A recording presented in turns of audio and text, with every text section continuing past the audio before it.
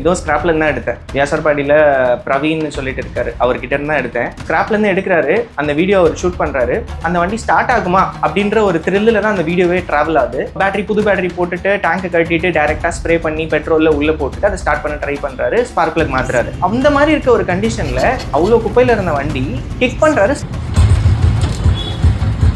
Start ஆயிடுச்சு. என்னோட brand நேமே carbon 92. So reason என்னன்னா, இந்த வண்டி வந்து 1992 மாடல், நானும் 92. ஒரு கனெக்ட் ஆச்சு.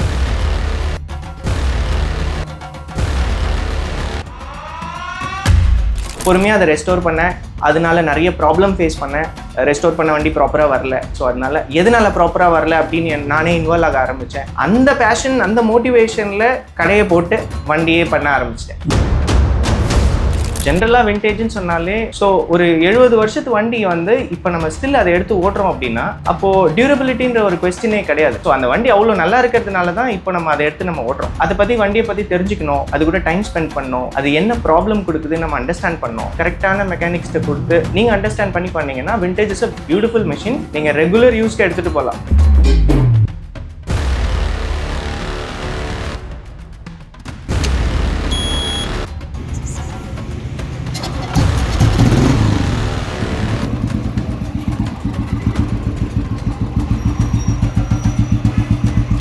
இப்போ ஒரு தாத்தா வந்து ஒரு 1960 புல்லட் வச்சிருக்காரு. அது ஒரு ஸ்கிராப் கண்டிஷன்ல இருக்கு, அது ஓட்ட முடியாத சிச்சுவேஷன்ல இருக்கு. அதுக்கான ஸ்பேர்ஸ் அவைலபிலிட்டி ப்ராப்ளமே கிடையாது. ஏன்னா அதனோட என்ஜின் ஃப்ரேமுக்கு லேட்டஸ்டா போய் இப்போ இருக்கிற ராயல் என்ஃபீல்டோட லிவர் செட்டோ இருக்கட்டும், ஃபோர்க்கா இருக்கட்டும், லேட்டஸ்ட் அதை அப்படியே எடுத்துட்டு வந்து இதுல ஃபிட் பண்ணலாம். ஸோ அந்த ஒரு பியூட்டினால தான் இந்த ராயல் என்ஃபீல்டு வந்து இவ்வளோ நாள் சஸ்டெயின் ஆகிறதுக்கான major reason. Hi bro. Hello bro. Hi. So tell me, உங்களை பற்றி சொல்லுங்கள். நான் வந்து ஆக்சுவலாக இன்டீரியர் டிசைனர். ஸோ லிவ் ஸ்பேஸில் ஜிஎம்மாக இருக்கேன். ஸோ ஹோம் இன்டீரியர்ஸில் ஓல்டு புல்லட்டுன்றது ஒரு தனியாக ஒரு பேஷன். சின்ன வயசுல இருந்தே அது ஒரு பழைய புல்லட்டை பார்த்துட்டு அதில் ஒரு இன்ட்ரெஸ்ட்டு.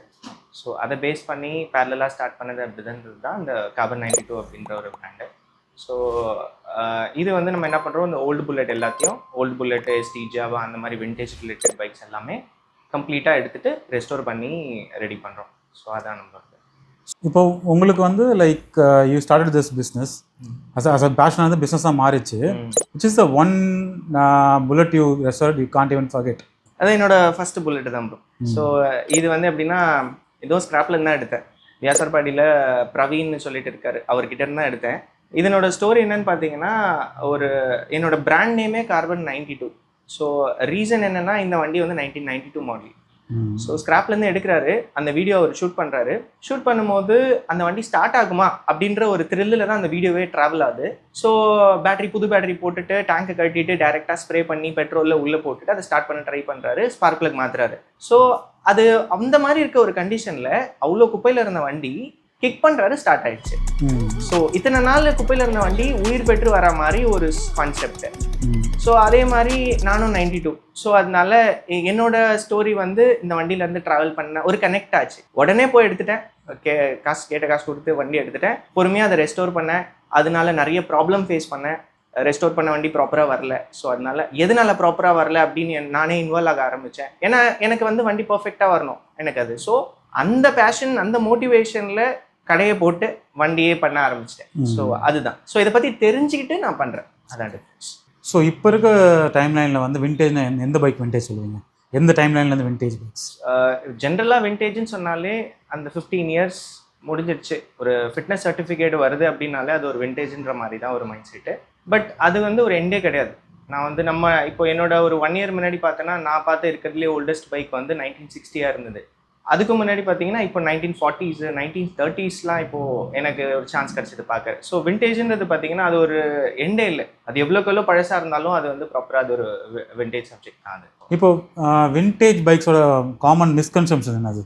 ஓகே, ஸோ ஜென்ரலாக பார்த்தீங்கன்னா விண்டேஜ்னால் அது வந்து ப்ராப்ளம்ஸ் வைக்கும், அது பிரச்சனை இருக்கும், அதை நம்பி எடுத்துகிட்டு போக முடியாது, அது டியூரபிளாக இருக்குமா. இப்போ சப்போஸ் நான் ஒரு புது வண்டியில் இன்வெஸ்ட் பண்ணுறது வந்து நான் ஓல்டு வண்டியில் இன்வெஸ்ட் பண்ணால் என்னால் அது நான் ரொம்ப நாள் டெய்லி யூஸ் பண்ண முடியுமா, ஆஃபீஸ்க்கு எடுத்துகிட்டு போக முடியுமா. ஸோ இந்த மைண்ட் செட் வந்து எல்லாருக்குமே ஜென்ரலாக இருக்குது. ஸோ டியூரபிலிட்டி அப்படின்னு பார்த்தீங்கன்னா, இப்போ நம்ம ஓட்டுற பைக் வந்து 64-70 இயர்ஸ் ஓல்டு. ஸோ ஒரு 70 வருஷத்து வண்டி வந்து இப்போ நம்ம ஸ்டில் அதை எடுத்து ஓட்டுறோம் அப்படின்னா அப்போது டியூரபிலிட்டின்ற ஒரு கொஸ்டினே கிடையாது. ஸோ அந்த வண்டி அவ்வளோ நல்லா இருக்கிறதுனால தான் இப்போ நம்ம அதை எடுத்து நம்ம ஓட்டுறோம். ஸோ அதனால அதை பற்றி தெரியாத ஒரு விஷயம் அப்படின்றதுனால தான் அதை பற்றி ஒரு நெகட்டிவ் இது இருக்குது. ஸோ அதை பற்றி வண்டியை பற்றி தெரிஞ்சுக்கணும், அது கூட டைம் ஸ்பெண்ட் பண்ணணும், அது என்ன ப்ராப்ளம் கொடுக்குதுன்னு நம்ம அண்டர்ஸ்டாண்ட் பண்ணோம். இப்போ ஆயில் லீக் ஆகுதுன்னா எதனால் ஆயில் லீக் ஆகுதுன்னு தெரிஞ்சுக்கணும். ஸோ இப்போ அந்த மாதிரி ரிலேட்டட் திங்ஸ் தெரிஞ்சுட்டு அதுக்கான டைம் ஸ்பெண்ட் பண்ணி கரெக்டான மெக்கானிக்ஸ்க்கு கொடுத்து நீங்கள் அண்டர்ஸ்டாண்ட் பண்ணி பண்ணீங்கன்னா vintage is a beautiful machine.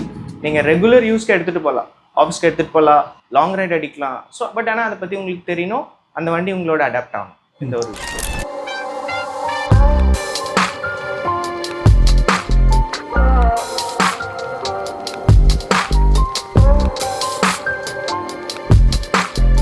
இப்போ அடாப்டேஷன் ஒரு விஷயம் இருக்குல்ல. So there's a common saying that all bikes are each bike is unique on its own. Exactly. So இப்போ மாடர்ன் பைக்ஸை விட அந்த பைக்ஸ் வந்து யூனிக்காக இருக்குது ஒரு பைக்கும். அது ஏன் நினைக்கிறீங்க? ஸோ இப்போ வந்து ஒரு 2 பைக்கை சேம் மெக்கானிக் ரெஸ்டோர் பண்ணுறாங்கனாலும் கம்ப்ளீட்டாக அது வேறு மாதிரி தான் இருக்கும். ஸோ அது ஏன்னா நிறைய மெக்கானிக்கல் பார்ட்ஸ் இருக்குது. ஸோ அதனோட ஒரு சின்ன சின்ன சேஞ்சஸ்னால கம்ப்ளீட்டாக இன்னொரு யூனிக் பைக் வரதுக்கான வாய்ப்பு இருக்குது. ஸோ அதனால எல்லா பைக்குமே யூனிக் தான் when it comes to vintage. நம்ம இப்போ ஷோரூமில் போயிட்டு எடுக்கிற ராயல் என்ஃபீல்டு மாதிரி விண்டேஜ் இருக்காது. ஒரு வண்டி ஒரு பீட் இருக்கும், ஒரு செட்டிங்கில் இருக்கும். ஸோ அது வந்து கம்ப்ளீட்டாக மாறும். அதனோட பியூட்டியே அதுதான். ஸோ ஸ்பெஷலாக ஒரு வண்டி ஸ்பெஷலாக அந்த வண்டி இருக்கிறது அதனோட ஒரு இம்பார்ட்டன்ஸ் தான்.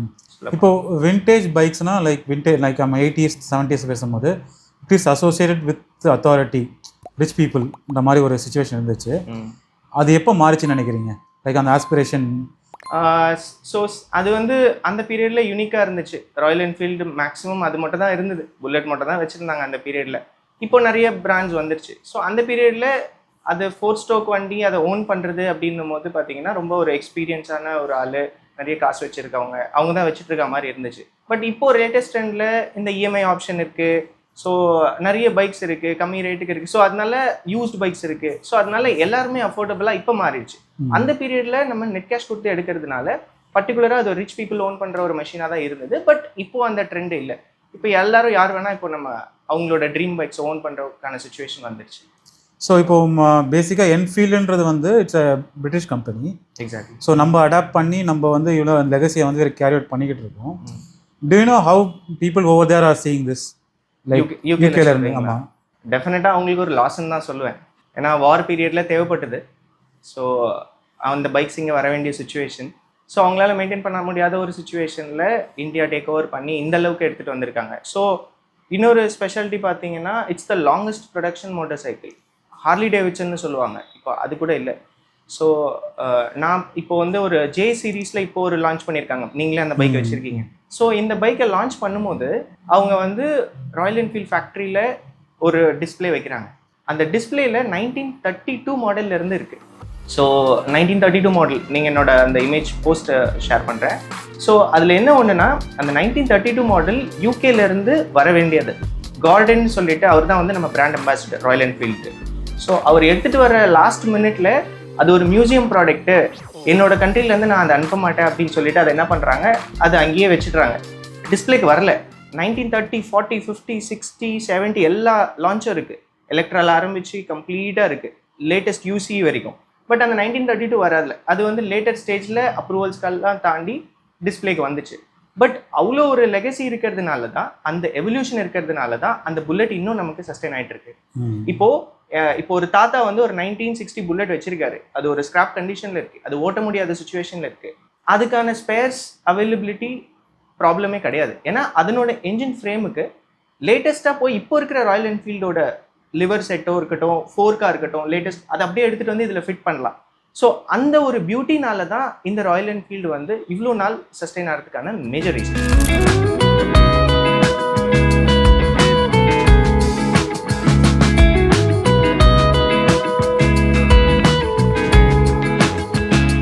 நிறைய பேர் பைக்கை வாங்கிடுறாங்க old bikes, but they can't maintain it. So யாருக்கானது விண்டேஜ் பைக்ஸ்? விண்டேஜ்னா இப்போ வந்து லாஸ்ட் வீக் ஒரு காலேஜ் ஸ்டூடெண்ட் ஒருத்தர் வந்தார்.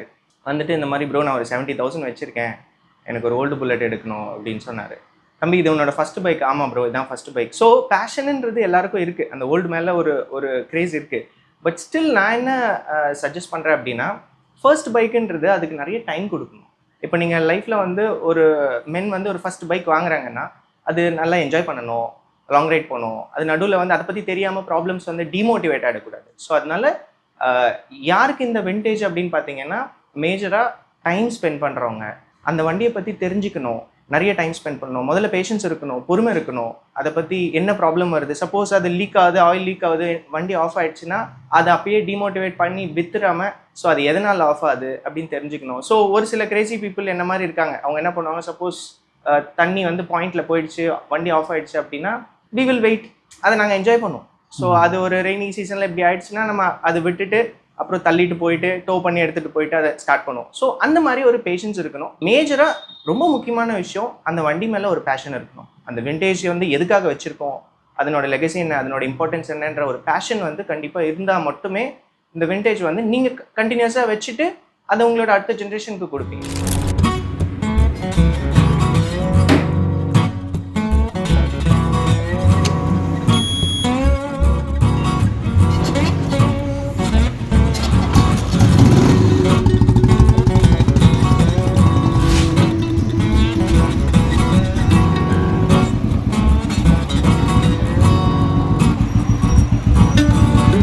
ஆஸ் அ கிட்டாக எனக்கு ஒரு ஸ்டோரி இருக்குது அசோசியேட் வித் மை என்ஃபீல்ட்.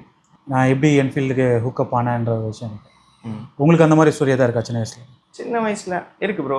ஒரு 10th ஸ்டாண்டர்ட் படிக்கும்போது சும்மா ஒரு காய்கறி கடைக்கு போய் வாங்கும்போது ஒரு நல்ல ஒரு ஜிம் பாடியில் ஒருத்தர் என்ன பண்ணார், ஒரு ஓல்டு புல்லட் ஒயிட் கலர் எடுத்துகிட்டு வந்து நிறுத்தினார். ஸோ ஃபஸ்ட் லவ் மாதிரி தான் நான். ஸோ அதை பார்த்த உடனே அதில் ஒரு அட்ராக்ஷன், அன்னிலேருந்து அந்த பைக் வாங்கணும் அப்படின்ற ஒரு பேஷன் நான் 10th ஸ்டாண்டர்ட் படிக்கும்போது ஆரம்பிச்சது. பட் வாங்கினது என்னவோ 28 இயர்ஸில் தான். பட் அந்த ஜேர்னி, ஸோ ராயல் என்ஃபீல்டுன்றது என்னை பொறுத்த வரைக்கும் அது ஒரு மோட்டிவேஷன் தான் லைஃப்பில். ஸோ அதை நோக்கி ஓடுவோம், அந்த வண்டி வாங்கிடணுன்றதுக்காக எக்ஸ்ட்ராவாக ஒர்க் பண்ணுவோம், காசு சேர்த்து வைப்போம். ஸோ இது வந்து எப்படின்னா ஒரு பேஷன் தான். ஸோ அது எல்லாரோட மென்னோட ஒரு பேஷனும் வந்து ஒரு மேஜர் பார்ட் ராயல் என்ஃபீல்டு வந்து நிறைய பேருக்கு கொடுத்தது life style. So it's a very good thing. So நம்ம ரெஸ்டரேஷன் வரும்போது ஒரு டிப்பிக்கலாக ஒரு வண்டியோட ரெஸ்டரேஷன், அதாவது ஸ்கிராப்லேருந்து ஒரு புல்லட் நம்ம எடுக்கிறோம், அது ரெஸ்டரேஷன் டைம் லைன் எவ்வளோ நாள் ஆகும் நம்மளுக்கு?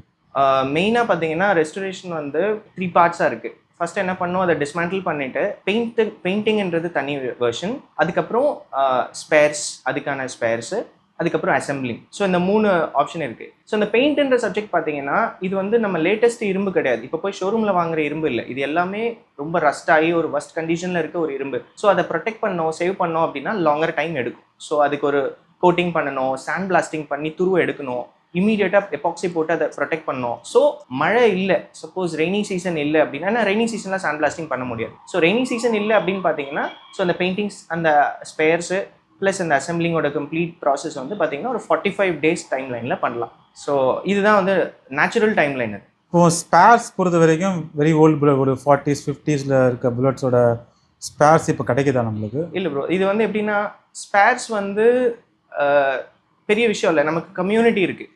ஸோ இப்போ எல்லாமே வாட்ஸ்அப் எல்லாம் வந்துருச்சு. ஸோ அதில் நம்ம எதனா ஸ்பேர்ஸ் இல்லைன்னா அது நம்ம கொடுத்தோன்னா நம்ம எங்கே இருந்தாலும் பேன் இண்டியாவில் எங்கே இருந்தாலும் நமக்கு எடுத்துகிட்டு வந்து கொடுப்பாங்க.